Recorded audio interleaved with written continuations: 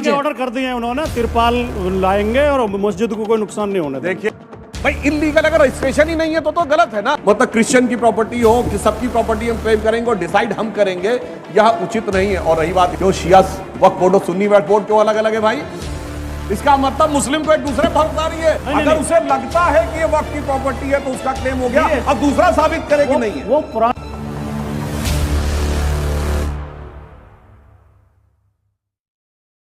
मेरा सवाल विपक्ष से है। जब मोदी जी मुसलमानों को कुछ भी देना चाहते हैं, उनका विकास करना चाहते हैं, तो इनके पेट में दर्द क्यों हो जाता है। जैसे ही 3 तलाक कानून आया था तो महिलाओं ने खुलकर वोट दी थी मोदी जी को। अब मुसलमानों के खिलाफ, मुसलमानों के पक्ष में वक्फ बोर्ड का जो कानून आ रहा है, ये इसमें मुसलमान बढ़कर चढ़ के हिस्सा ले। मोदी जी ने कितने टिकट दिए इस चुनाव में, लोकसभा चुनाव में, ये बता दें आप। हमारे पेट में वो दर्द टिकट दे ना दे, हम वोट जरूर देंगे मोदी जी को। नहीं, आप दो, उसमें कोई दिक्कत नहीं है। वोट देंगे। देखिए, वोट तो आदमी का स्वतंत्र है, लेकिन हमारे पेट में दर्द तो तब होगा जब कुछ दे रहे हो। आप कह रहे हो कुछ देते हैं तो दर्द हो जाता है। जी, हमें भरोसा है। जो पिछली 70 साल कांग्रेस ने राज किया तो बीजेपी का डंडा दिखाते रहे और अपना झंडा मुसलमान को थमाते रहे। मैं ये पूछना चाहता हूँ, अब सुधांशु जी से भी मेरा सवाल है कि मोदी जी हर चीज़ की गारंटी देते हैं पिछले चुनाव में, क्या सुधांशु जी इस बात की गारंटी देंगे कि हमारी मस्जिदों पर कोई परेशानी नहीं आएगी, मदरसों पर कोई परेशानी नहीं आएगी? क्या मुसलमान को इसका फ़ायदा होगा? क्योंकि मुझे उम्मीद है मोदी जी से कि इसका फ़ायदा तो होगा, पर सुधांशु जी से मैं गारंटी चाहता हूँ। नहीं, तिरपाल के ऑर्डर कर दिए हैं उन्होंने, तिरपाल लाएंगे और मस्जिद को कोई नुकसान नहीं होने देंगे। देखिए, मस्जिद हो या मदरसे, इस वक्फ बोर्ड के एक्ट में कहा गया जो मस्जिदें हैं, जो इमाम बाड़े हैं, जो दरगाहें हैं और जो कब्रिस्तान है, उनके ऊपर कोई प्रभाव नहीं पड़ेगा। और जिस चीज को ये लोग मुद्दा बनाते हैं, वो भी मैं कहता हूं, हमारी सरकारों ने, योगी जी की सरकार आई, केवल इल्लीगल मदरसों पे कार्रवाई की थी। भाई, इल्लीगल अगर रजिस्ट्रेशन ही नहीं है तो गलत है ना। अगर रजिस्ट्रेशन दिखाओ, कोई समस्या नहीं है। अभी तक तो जो प्रॉपर्टी है उसमें आधी अनरजिस्टर्ड है, तो फिर क्या कीजिएगा? हाँ, तो मैं बताता हूं कैसी कैसी है, जिसको अपने में काउंट करने लगते हैं। ताजमहल पे दावा कर दिए थे, कहेंगे छीन लिया।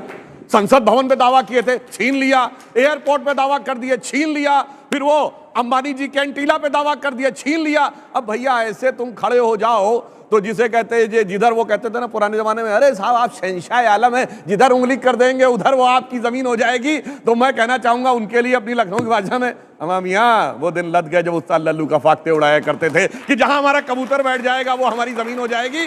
अब कागज पे साबित करके ईमानदारी से होगा, बिल्कुल मिलेगी। और मैं पूछना चाहता हूं भाई, वक्फ बोर्ड से इतनी जमीन है, भारत का नहीं दुनिया का सबसे अमीर बोर्ड है, दुनिया का सबसे ज्यादा जमीन। कितने हॉस्पिटल चल रहे हैं, कितनी लाइब्रेरी चल रही है, कितने यूनिवर्सिटीज चल रही हैं, मुस्लिम बच्चों के लिए पढ़ाई लिखाई के लिए क्या चल रहा है। जैसे कहा कि हमने कहा मुस्लिम बेवाओं के लिए, डाइवोर्सी वुमेन के लिए, अनाथ बच्चों के लिए कितने अनाथालय चल रहे हैं। और तो छोड़िए, मंदिरों में तो भंडारे चलते हैं, कितने भंडारे चल रहे हैं सुबह से शाम तक। ये समझ में आता है दूसरे क्या खिलाएंगे, सब खा गए, सब खा गए। हमारी संसद छीन के आपने बताया ही नहीं। नहीं, दावा है ना, जैसे कि दावे। हाँ, आपने न्यूज नहीं दिखाई, कब छिन गई जी? कब? बदरुद्दीन अजमल छिन कब गई? आपने कहा छिन गई, और क्या वो छिन गई? मैंने नहीं वो कहेंगे छिन, मैंने जो कहा आप समझ नहीं पाए सर। इतना झूठ क्यों दावा बोलते किया हो? वो अपने में भी शर्माने लगता है, इतना झूठ बोलते हैं। सुनिए झूठ भी शर्माने लगता है। जी, शायद आप दौड़ा दूसरी तरफ, आउट ऑफ कंसंट्रेशन हो गए। मैंने कहा जिन्होंने दावा किया संसद में उंगली रख दी। अरे मेरी बात तो सुनिए, आप सुन नहीं पाए, कोई जाके पीछे सुन ले। मैंने कहा जब आप काउंट करेंगे तो सब दावों को काउंट कर लेंगे, और जब दावा खारिज हो गया कहेंगे छिन गई। और आपको पता है, ताजमहल पे सुप्रीम कोर्ट ने कहा शाहजहां का फरमान दिखाओ। और मैं एक और बात कहना चाहता हूं जो मैंने पार्लियामेंट में भी बोली थी। देखिए साहब, 1707 के बाद तो मुगल हुकूमत खत्म हो गई थी। शाह आलम के जमाने तक आते आते, जो बहादुर शाह प्रथम के जमाने में लाहौर से लेकर कर्नाटक तक मराठे टैक्स वसूल रहे थे। शाह आलम के जमाने में कहावत है, सल्तनत शाह आलम दे लाल किले ते पालम, यानी लाल किले से आईजीआई एयरपोर्ट। तो भैया सब अंग्रेजों ने कैप्चर कर ली थी। तो अब अचानक 300 साल बैक में जाकर सूरत नगर निगम से लेकर लखनऊ तक वो फरमान वैलिड कैसे हो गए? जब हुकूमत ही नहीं थी तो वो निकल के कहां से आने लगे? 2-3 सवाल। इन्होंने कहा कि महिलाओं को इसमें रिप्रेजेंटेशन होगा, 2013 में भी था, 2013 में भी रिप्रेजेंटेशन था। और ये भी मैं बतला दे रहा हूं, 2013 में क्या सुषमा स्वराज जी हमारे आप सारे लोगों के बहुत सम्मानित नेता थे, सारे लोग उनका कद्र करते थे। 2013 में जो लगातार कांग्रेस पे इन्होंने आरोप लगाया, सुषमा स्वराज जिसके मेंबर थे, आप लोगों ने सपोर्ट किया कि नहीं किया? 1995 में सपोर्ट किया या नहीं किया? मैं इसलिए इस बात को कह रहा हूं कि जो चीजें हैं, एक सोशल फैब्रिक है, सोशल फैब्रिक को कहीं ना कहीं ये डैमेज करने का इनका एक प्रयास है। इसलिए जी 2-3 सवाल जल्दी। मैं एक चीज स्पष्ट कर दूं सिर्फ उम्मीद के ऊपर, ये जानते हैं नियत की बात क्या है? आप लोगों को उम्मा का मतलब पता है? उम्मा होता है पूरी दुनिया में जो एक ही इस्लामिक हुकूमत होगी। प्रॉब्लम क्या है कि ये उम्मीद तो दिख रही है गरीब मुसलमान को, मगर जिसकी नियत उम्मा थी उसकी उम्मीदों में पानी फिरता हुआ नजर आ रहा है। सवाल सर से ये है कि सर ने अभी जैसा बोला कि कोई भी मुस्लिम सेल्फ डिक्लेरेशन देके अपने आप को 5 साल का प्रैक्टिसिंग मुस्लिम बता देगा, बट इसका वेरिफिकेशन होगा कैसे? जब आप पुराने क्लेम्स करते हैं कि 70 साल पहले मेरा दावा था, तो आप सब लॉ के स्टूडेंट हैं, वो रेवेन्यू रिकॉर्ड्स किसके पास होंगे जो वेरीफाई करेंगे कि 70 साल पहले इसका मालिकाना हक किसके पास था? ऑब्वियसली कलेक्टर के पास। तो कलेक्टर तो होना ही चाहिए, कलेक्टर तो हर चीज में होता है। अब रही बात इसकी, आपने कहा नॉन मुस्लिम को इंक्लूड किया, या तो वक्फ बोर्ड कहते हैं हम नॉन मुस्लिम की प्रॉपर्टी क्लेम नहीं करेंगे। क्लेम तो हम नॉन मुस्लिम की भी करेंगे।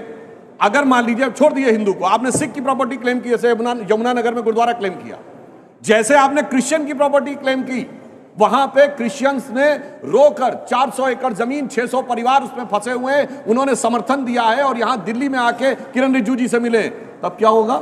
मतलब क्रिश्चियन की प्रॉपर्टी हो कि सबकी प्रॉपर्टी हम क्लेम करेंगे और डिसाइड हम करेंगे, यह उचित नहीं है। और रही बात इसकी, साहब मुसलमान तो छोड़िए, आपस में एक दूसरे भरोसा नहीं है। क्यों शिया वक्फ बोर्ड और सुन्नी वक्फ बोर्ड क्यों अलग अलग है भाई? इसका मतलब मुस्लिम को एक दूसरे भरोसा नहीं है। जमीन जायदाद की बात आएगी तो भरोसा नहीं है, सियासत की बात आएगी तो हम एक हैं, वरना क्यों है अलग अलग? भाटी जी देखिए, एक भ्रम बार बार पैदा किया जाता है और ये बोला जाता है बीजेपी के मित्रों की तरफ से कि वक्फ जिस जमीन पे उंगली रख देता है वो उसकी हो जाती है। ये सरासर झूठ है। बाकायदा उसके सर्वे होता है, राजस्व रिकॉर्ड देखा जाता है, आदमी की मिल्कियत देखी जाती है और तब दर्ज होती है। वही बात बदरुद्दीन अजमल वाले बात पे। वक्फ प्रॉपर्टी सर एक्ट पढ़ लीजिए, 2013 एक्ट में यही प्रॉब्लम थी। अगर उसे लगता है कि ये वक्फ की प्रॉपर्टी है तो उसका क्लेम हो गया। अब दूसरा साबित करे कि नहीं है। वो पुरानी प्रॉपर्टी पे 2013 को जो वक्फ कर रहा है प्रॉपर्टी, मैं उसके लिए कह रहा हूं। यही प्रॉब्लम है सर। तो ये जो आपने कहा कि बदरुद्दीन अजमल ने कह दिया तो संसद उसकी हो थोड़ी गई, या उसने कुंभ की जमीन पर दावा किया किसी ने, ऐसे सिरफरे लोग चारों तरफ मिलते हैं, लेकिन उसके कहने से हो थोड़ी गई। हम ये कह रहे हैं नहीं गलत है वो, उसके लिए हम तो नहीं कह रहे। मीठी जुबान से मैंने कहा, जिनको मैं कहना चाहूंगा, बड़ा हसीन है उनकी जुबान का जादू, लगा के आग बहारों की बात करते हैं कि कटुता के विरोधी है, कटुता के विरोधी है, अच्छी तरह समझना चाहिए। और रही बात इसकी, वहां तो एक व्यक्ति के बारे में कहा गया था, हिंदू शब्द गंदा है। सतीश जारकीहोली, कर्नाटक कांग्रेस के पूर्व कार्यकारी अध्यक्ष। हिंदू HIV है, पूरी कम्युनिटी के लिए कहा जा रहा है, वायरस है, बैक्टीरिया है। एंड इरेडिकेशन ऑफ सनातन धर्म कॉन्फ्रेंस हो रही है, बयान नहीं है साहब। क्या बात कर रहे हैं सर? इसीलिए कहता हूं ये एक तरफा प्यार बड़ा खतरनाक है साहब। सिर्फ एक तरफ से देखेंगे, दूसरी तरफ से नहीं। और मैं लास्ट में एक बात और, मोहब्बत कहा, मैं मुस्लिम समाज के लिए कहना चाहूंगा, एक दौर था जब मुस्लिम समाज पूरी दुनिया में, जिसको बैतुल हिकमत कहते थे, सेंटर ऑफ नॉलेज, जो मैंने कल बोला है कि पहले यहां से गए न्यूमेरिक्स भारत से, फिर उसके बाद अल जहूर ने उसको ले जाकर किया, फिर अल जब्र बना ले लिया जिससे अल जबरा बना, फिर उसी ने अल ख्वारिज्म बनाया और एल्गोरिथम अल ख्वारिज्म से बना। जो कोलंबस ने जिस मैप का यूज किया था उसको बनाने वाला मुसलमान था अल इदरीसी। खलीफ अल मंसूर ने शुश्रुत संहिता को किया अल शुश्रुत। और 763, कल मैं पार्लियामेंट में 17 बोल गया था, 763 में जो भारत का सूर्य सिद्धांत था उसका ट्रांसलेशन हुआ, जिसका नाम रखा गया सिंध हिंद। इतनी नॉलेज थी उस दौर में। फिर क्या हुआ, ऐसे कट्टरपंथी दौर में गए और सदियों के बाद इस्लाम में, आलमे इस्लाम में एक साइंटिस्ट पैदा हुआ, अबुल कलाम। अगर अल ख्वारिज्म के बाद पैदा हुआ कोई अबुल कलाम, हमने उसको राष्ट्रपति बनाया, ये उसके खिलाफ खड़े हुए थे। ये किसके साथ खड़े? AI के इस दौर में हम अबुल कलाम के साथ और ये औरंगजेब के साथ। और मजे की बात,